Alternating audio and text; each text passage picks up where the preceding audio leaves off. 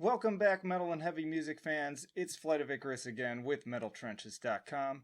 As always, if you haven't already, be sure to subscribe to the channel because there's plenty more videos where this came from. Today we're going to talk about the new album from Australian progressive death metal band XENOBIOTIC Mordrake via Unique Leader Records. Now, I gotta say, for me, it all really started with that cover art. I mean, just get a load of that thing.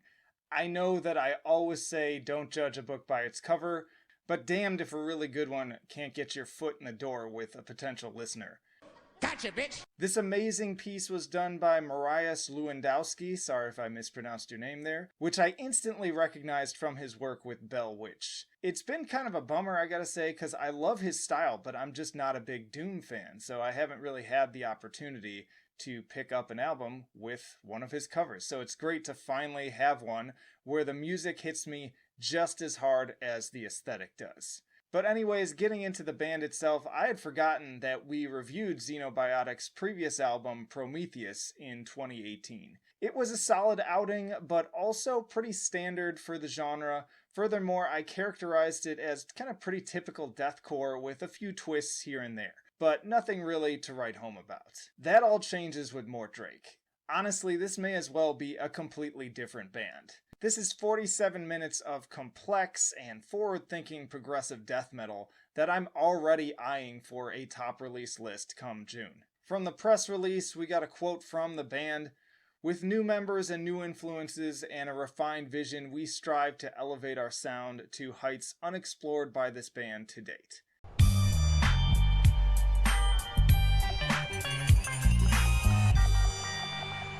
You listen to a song like Inverted, and it's amazing just how much they managed to squeeze out of just over 3 minutes even. The opening riff is highly technical, but also still incorporates a certain deathcore groove that really pulls you in.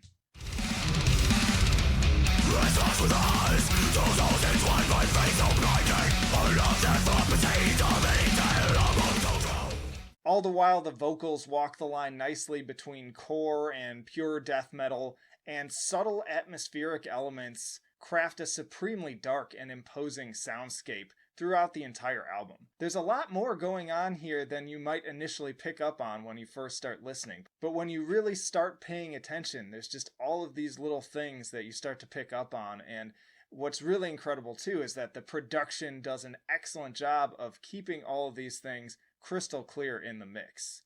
The deathcore groove continues with the opening of Acedia, but about halfway through they start this really incredible build complete with seriously powerful drumming and eerie reverb effects.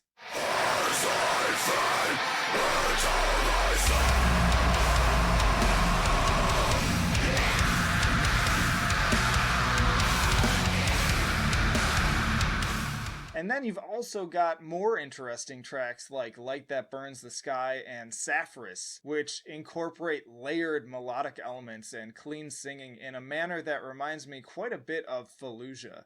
That latter song at nearly 6.5 minutes even further showcases the band's very fluid and engaging progressive songwriting. Not once on this album was I bored thanks to a wide range of dynamics and frequent shifting of style and tone.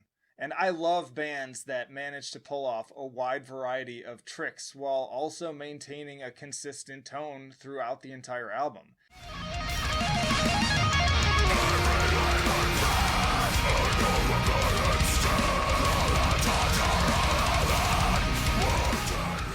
It's ones like these that really impress me with just how cohesive they sound, despite the broad differentiation between tracks. Because it's easy to make a mistake in either direction. You can either have an album that has all sorts of different ideas and every track sounds different, but ultimately it ends up sounding kind of like a mixtape or compilation, or you can have an album so cohesive that every song kind of sounds the same and it ultimately comes off as a little boring. Even the little interludes that they've scattered throughout manage to add further texture and flow without overstaying their welcome or sounding like they're just tacked on.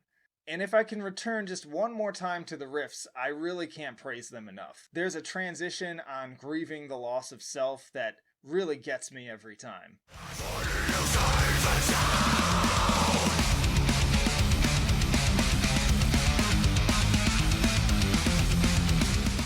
I'm also quite fond of the very Gojira-esque guitar slides and seriously depraved, raspy vocals at the beginning of Mordrake 2 Acquiesce.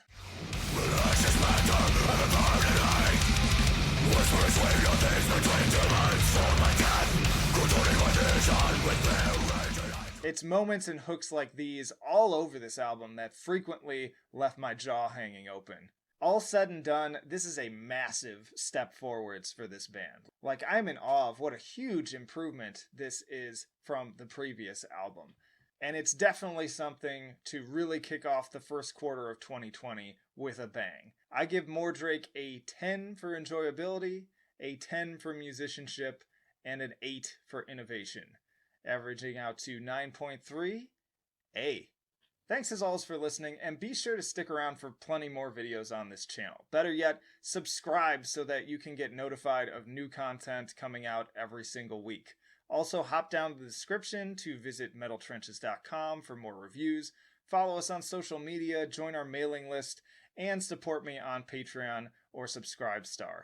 But that's it for now. Flight of Icarus signing off. I will see you in the trenches.